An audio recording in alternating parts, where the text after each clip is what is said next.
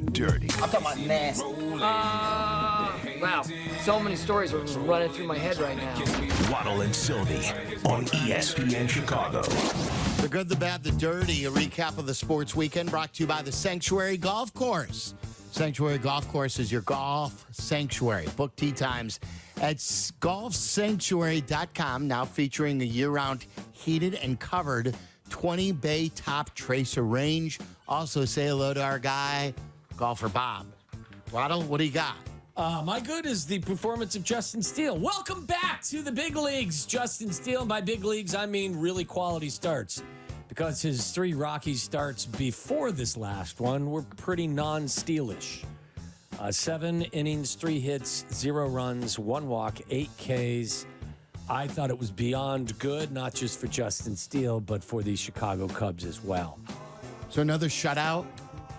7 innings of no-run baseball. And then they still find a way to lose. 5-1, I believe, the final, right? Yes. And they get that bonus run in the 9th. Oh, just like yes. just say maybe we're gonna we're gonna show you we're gonna score. Here we go. When it doesn't matter. The garbage run. That's like the garbage touchdown. Garbage run. It's like the Nagy touchdown. They always used to add that touchdown. Yeah. Well, it was closer than you think. Yeah. No, it wasn't. How good is Luka Doncic? Fabulous. And like this was game 2. He is a whiny guy. He though. is, but every He's NBA. awesome. I said this to you guys before, and you guys told me that maybe Luka is the poster child. But I mean, LeBron, they're all whiny. They all whine. Taj Gibson used to be in the team photo of whining. No doubt. They all complain about fouls. He could be the best player in the league and the best whiner in the league. This was game 2 to start the weekend. Gobert's up here. Doncic maneuvers for the lead. Got it! What a shot! Dallas has taken the lead. Kevin Harlan on TNT with the equally good call there. It was like Larry Bird on steroids, because I don't know if Larry could cross you over like that, but it was a very similar like 3-pointer, the way he just hit that. Naz Reid had a chance to tie the game, and it looked good, but it wasn't. By the way, when did he become such a really good player? He's fantastic. I know he is. I texted you guys too. I said, how many players are better on the Bulls than Naz Reid?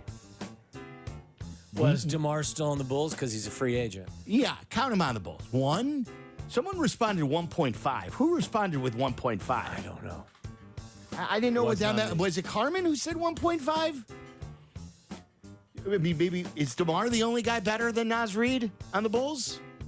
Maybe Kobe. I was going to say maybe that's Kobe. his 1.5. Yeah.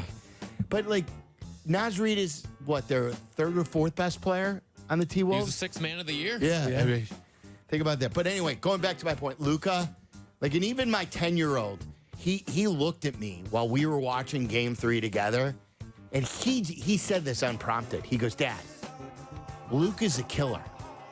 I tweeted that out.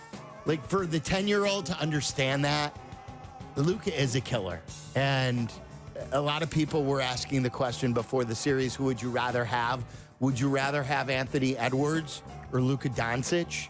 Anthony Edwards is spectacular, but I think Luka has answered the bell as to Anthony Edwards still has a little bit to go. Yeah, I mean, and Luka's not as old as you think he is. What is he, 26? I was going to say, like, he's been playing. Maybe even younger than that? How old is he? I'm trying to figure this out right now, but you It know was the who same he is as- because he's been an international, Yeah, He's he been was playing since he was like 14. Right. he was in the he was traded for Trey Young, wasn't he? Yep, that was a draft pick trade. You believe that? Luka is currently 25 years of age. 25 years old. Like, he's been a thing now for a decade. It's crazy. It is crazy. All right, what do you guys have? My good, well, the circumstances were not good, but the recent tweets from Dave Pasch, who was Bill Walton's longtime broadcast partner on ESPN, they did a lot of Pac-12 basketball games together. The tweets that he's had lately where he is screenshotting a bunch of his old conversations with Bill Walton have been fantastic. And it just kind of showed you a little bit of who Bill was as a caring person, where he would check in on his guys every so often just to let them know he's watching, even though he's going to, in some of these tweets, you'll see that he is pretending he doesn't know who Dave Pasch is, despite the fact that he knows Dave Pasch is on the call of those games. And it just kind of showed you the friend that Bill Walton was to many people who he worked with as well. It's great. Yeah. Like, it just sucks. Like, I was legitimately shocked. I thought it was like one of those fake or like wrong tweets at first. I had no idea he was sick. Yeah. I think Pasch said he had no idea he was sick. Yeah. All right, what do you got, Charlie? Charlie's in for Meller. I'm gonna give a little love to the White Sox and Garrett Crochet. 6 innings pitched on Sunday with 11 strikeouts. They got something, they have something. I think he's somebody to be excited about. Sounds like somebody's producing White Sox baseball tonight. Oh, that's unrelated. Oh, okay. It's nice to see that, there's at least something in the shape of a baseball player on the South Side. We're reduced to. What do you got for your bad? My bad is the inability of the Indiana Pacers to close out anything. I get it. They were missing their best player and all. I believe, if I'm not mistaken, I know they were swept 4-0, but 3 of the 4 games, the Pacers had a 90% win percentage in the fourth quarter. 3 of the 4 games, they had a 90% win predictability, and they weren't able to close the deal on any of them. Yeah. Mm-hmm. It was bad. And ultimately, the Celtics swept them and have moved on to the NBA Finals. Someone tweeted this out earlier today that the Celtics opponents in the playoffs, round 1, no Jimmy Butler for the series for the Miami Heat. Round 2, no Donovan Mitchell for games 4 and 5. Round 3, no Halliburton for games 3 and 4. What have we said about winning championships regardless of sports? Oh, yeah. This could be the easiest path in the history of the Eastern Conference. Every now and again, you need a little good fortune to go along with being a very good to great team. My bad was Pedro Grifol. So Charlie's keeping it on the up. We were talking about this in the pre-show fist fight. Jesse pointed this out to me. I think this was going around. Carmen, I think, weighed in on this too. So this was after the Orioles lost. What day was it, guys? Was this Saturday? I believe it was Saturday, yeah. When the Sox were no hit, I think, through 6 or 7. Struck out 11 times in that game. Take a listen to him going after his team. We got no hit through 8. Oh, 3. Pinch hitter, break it up. The rest of the guys, not the rest of the guys, most of the guys were flat today. Unacceptable. That's all I got. Flat. Period. Major league game. Got to respect it. Pretty simple. So, and he took like 6 or 7 questions, and then he ended the post-game press conference. Look, I understand if you want to call your team out. What was pointed out to me by some who follow the White Sox closely was Pedro Grifol has not called out his team for fundamental mistakes. They don't hit the cutoff man. They don't run the bases the right way. Sometimes they don't hustle, and Pedro Grifol has never called out his team. Here you have a pitcher who he stuck it up there, you know what, and he struck him out 11 times, and sometimes good pitchers beat you. And now he's calling out his team for being effing flat. Like, he's brought there to develop a team and to improve their bad habits on playing baseball teams. I would think there are other games where you're better off calling out your team than one where you just didn't hit the baseball for that one game. Don't you? Yes, I think he should have said we're effing talentless as well.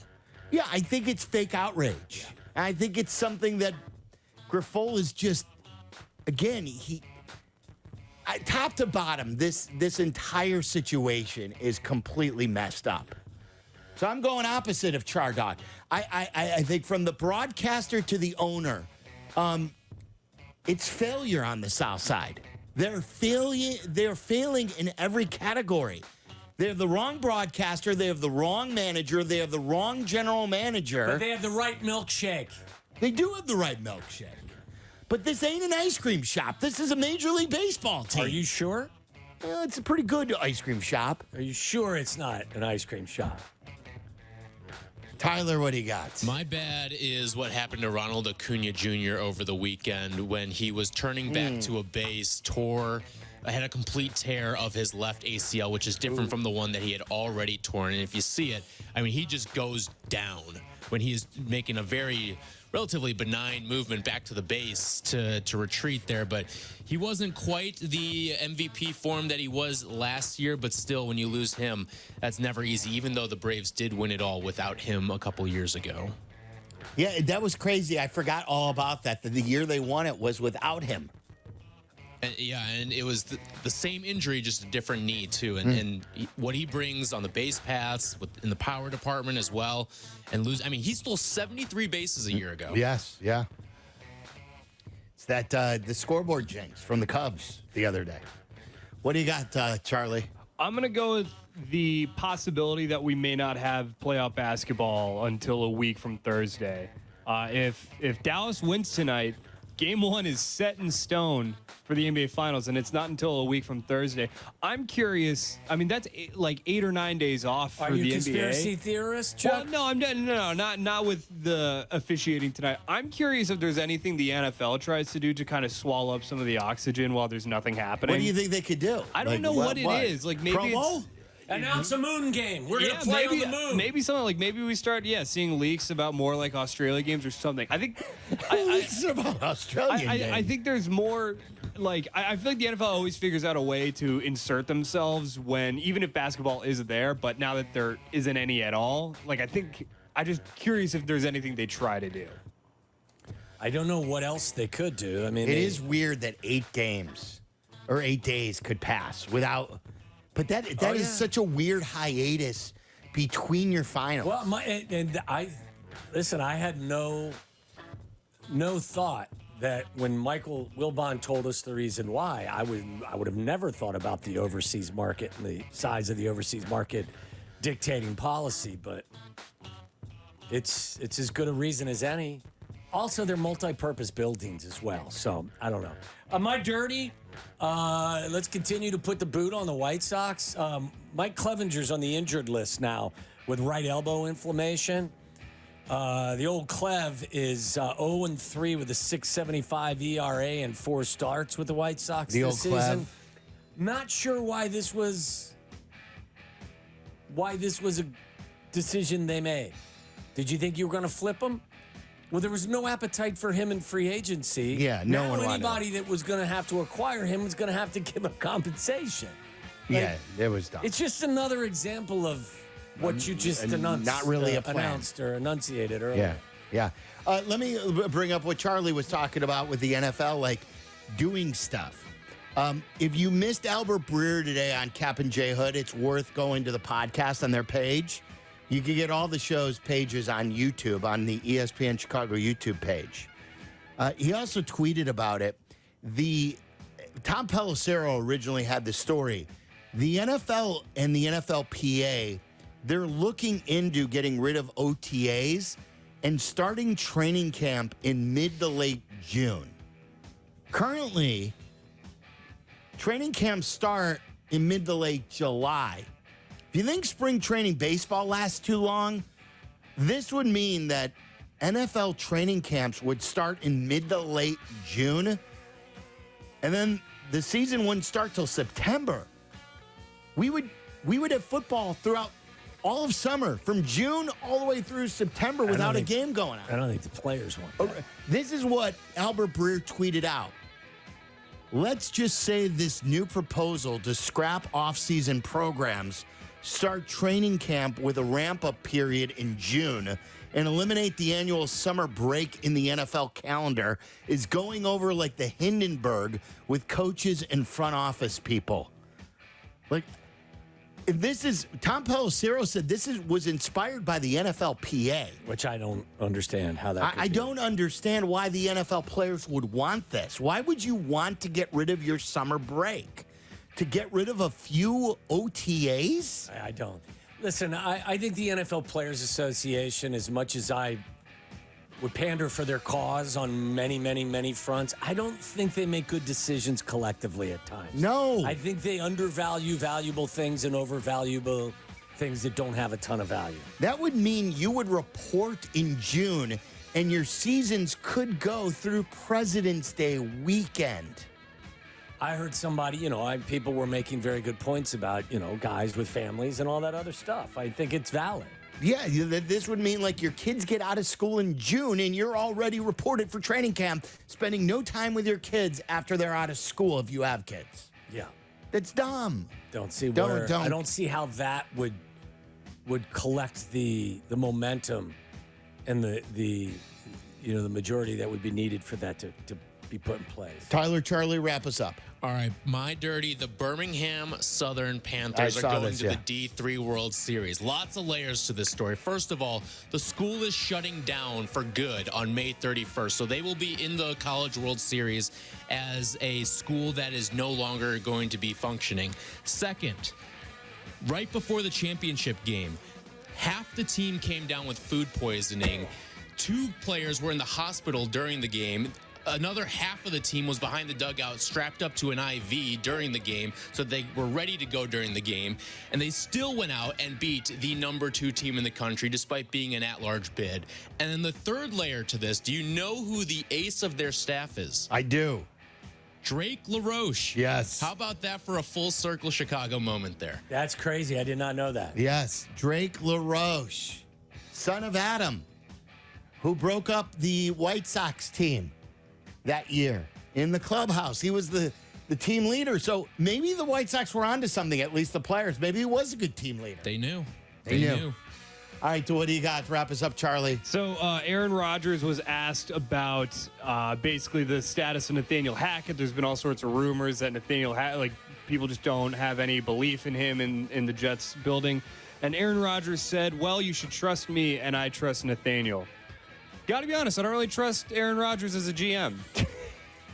Every decision that was made basically with his thumb on the scale last year completely blew up in their face. So, you know what? I'm going to throw a challenge flag on that, Aaron. Well, did it blow up in their face because he wasn't playing with those players? Or because they were bad moves? I think both things are probably true there. Yeah, I don't know that adding Alan Lazard and Randall Cobb, I don't know how much of a needle mover that was. But if he's playing, you want to make him feel comfortable. Do you know what I mean? Yeah, or else he's not coming to your team. I know, but can't you make him comfortable with guys that are more talented and have more in the gas than those two? Yeah, I mean, is he not going to be comfortable with Garrett Wilson? Aaron Rodgers, the GM, not as good as Aaron Rodgers, the quarterback. It's the price of obtaining Aaron Rodgers. That is true.